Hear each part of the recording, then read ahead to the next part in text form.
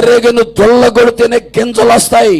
పరిగెను దొల్లగొడితేనే శ్రేష్టమైన ధాన్యపు గింజలు వస్తాయి. పరిగెను ఎప్పుడైతే కర్రతో కొడతామో ఆ దెబ్బలకు గింజలకున్న పొట్టు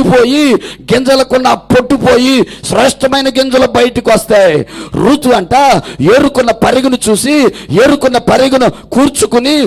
కూర్చుకున్న పరిగెను చూసి సంబరపడలేదంట, ఆనందించలేదంట, గంతులు వేయలేదంట.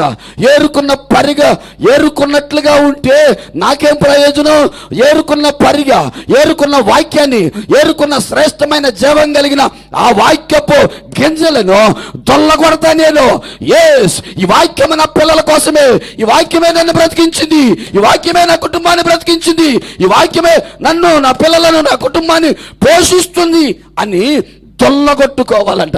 నిజమేనయ్యా, పాపిని నేను, దుర్మార్గురాలు నేను, ఒకప్పుడు నీకు విరోధిగా బ్రతికేనయ్యా. అటువంటి నన్ను శ్రేష్టమైన స్థలములో ఉంచావయ్యా, షారోను పొలములో ఉంచావయ్యా. నీవే లేకపోతే నేను ఎక్కడుండేవాడినో,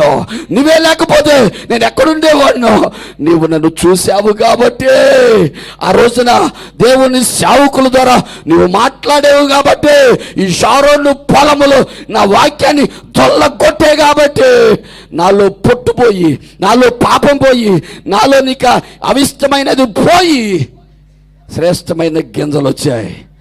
ఆ గింజలతో నేను బ్రతికాను. స్తోత్రం. దొల్లగొట్టాలి మనం. దొల్లగొడితేనే మన గింజల్లో ఉన్న పొట్టు పోయిద్ది. దొల్లగొడితేనే ఆ గింజలను ఇంటికి రాకుండా అడ్డుగిస్తున్న ఆ పొట్టంతా కూడా చెదరిపోయిద్ది.